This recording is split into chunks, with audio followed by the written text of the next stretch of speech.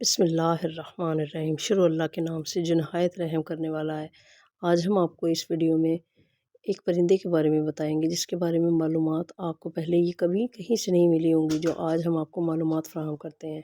ہم بات کرتے ہیں ایسے جانور کے بارے میں جس کے بارے میں طرح طرح کی باتیں سننے کو ملتی ہیں۔ کوئی اسے منحوس کہتا ہے، کوئی اسے گھر میں پریشانی لانے والا جانور کہتا ہے، اور تو کوئی اسے اور برے ناموں سے پکارتا ہے۔ تو ناظرین، ہم بات کرنے والے ہیں الو کے بارے میں، اور آج ہم اس ویڈیو میں آپ کو بتائیں گے کہ الو کی حقیقت کیا ہے، اور یہ بھی بتانے والے ہیں کہ یہ جانور ہمیشہ ویرانوں میں ہی کیوں رہتا ہے، یہ جانور ہمیشہ اداس ہی کیوں رہتا ہے۔ جب آپ اس کی حقیقت سنیں گے تو آپ حیران رہ جائیں گے اور آپ کے ہوش اڑ جائیں گے۔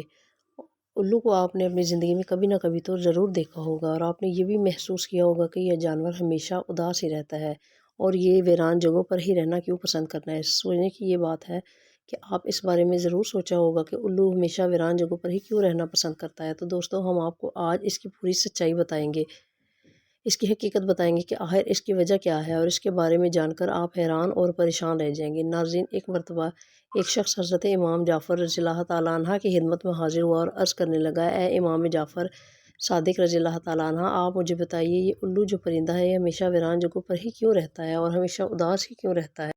جب حضرت امام جعفر صادق نے رضی اللہ تعالیٰ عنہ یہ سنا تو آپ فرمانے لگے کہ اے شخص، اس پرندے کے ساتھ ایسا تو آج دیکھ رہا ہے، یہ پرندہ ایسا کبھی نہیں تھا۔ یہ الو پہلے ویران جگہوں پر نہیں رہتا تھا اور نہ ہی یہ اداس رہتا تھا۔ اس کے ساتھ ایک واقعہ پیش آیا، اس کے بعد یہ پرندہ ایسا ہو گیا۔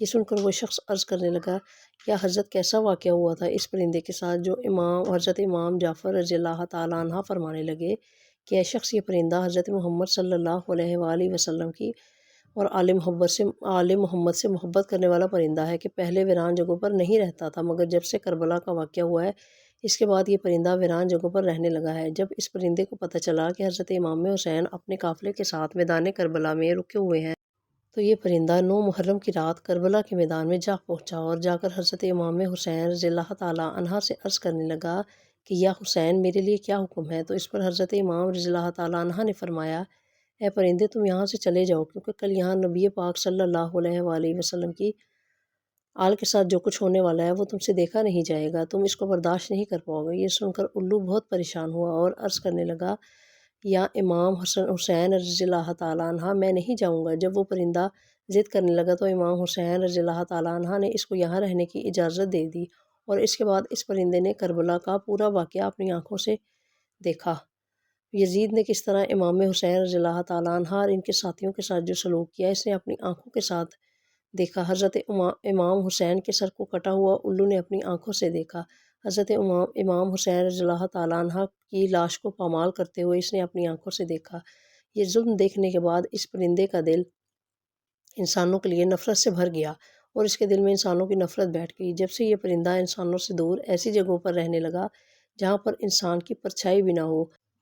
جب حضرت امام حسین رضی اللہ تعالیٰ عنہ کو شہید کیا گیا تو الو نے قسم کھائی کہ اب کبھی وہ آبادی میں نہیں رہے گا بلکہ یہاں ویرانوں میں رہے گا۔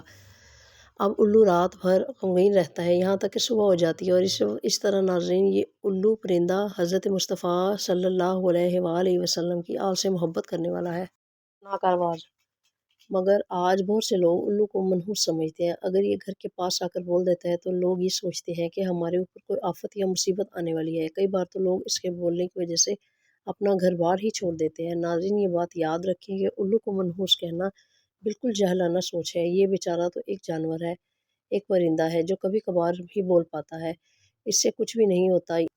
یاد رکھیں کہ اس کے بولنے سے نہ تو آپ کے اوپر اور نہ ہی آپ کے گھر کے اوپر کوئی پریشانی آنے والی ہے، چاہے یہ رات کو بولے یا دن کو۔ تو ناظرین، آپ ان باتوں سے ہمیشہ بچ کر رہیے گا۔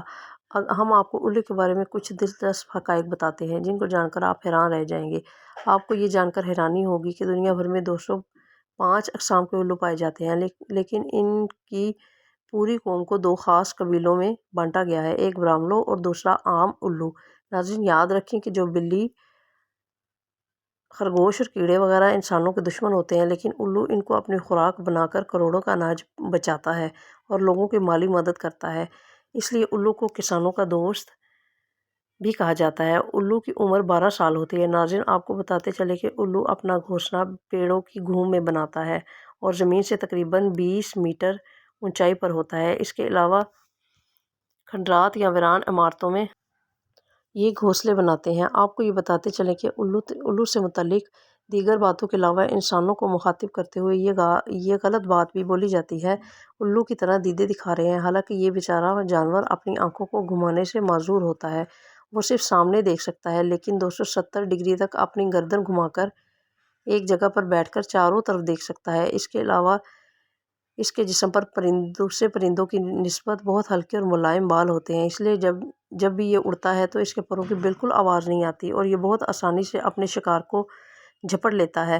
یاد رہے کہ مختلف ممالک میں الو سے متعلق مختلف دلچسپ عقیدے پائے جاتے ہیں، جیسے برطانیہ میں الو کے بولنے اور اس کے رونے کی آواز کو منحوس سمجھا جاتا ہے۔ جنوبی افریقہ میں الو کی آواز کو موت کی علامت سمجھا جاتا ہے۔ کینیڈا میں دن رات الو کے بولنے پر خاندان کسی کی موت کی خبر سمجھتے ہیں۔ امریکہ کے جنوبی اور مغربی حصوں میں الو کا دیکھا جانا منحوس سمجھا جاتا ہے۔ چین میں الو دکھائی دینے پر پڑوسی کی موت کی وجہ سمجھا جاتا ہے۔ اچھی آواز کو خوشی کی علامت مانتے ہیں اور رونے جیسی آواز کو بری علامت مانا جاتا ہے۔ ترکی میں بھی الو کی آواز کو منحوس مانا جاتا ہے، لیکن سفید الو کو صحیح مانا جاتا ہے۔ ہندوستان میں گھروں کی چھتوں پر الو کا بیٹھنا بولنا اچھا شگون نہیں مانا جاتا، لیکن دیوالی میں گھروں پر خوشحالی لانے کے لیے جادو منتر کر کے صحت یابی کے لیے الو کی بلی یعنی قربانی چڑھائی جاتی ہے۔ ناظرین، یہ تھی ہماری آج کی ویڈیو۔ امید ہے آپ کو آج کی ہماری ویڈیو اچھی لگی ہوگی اور الو کے بارے میں یہ معلومات آپ کو پہلے نہیں ہوگی جو ہم نے آپ تک پہنچائی ہیں۔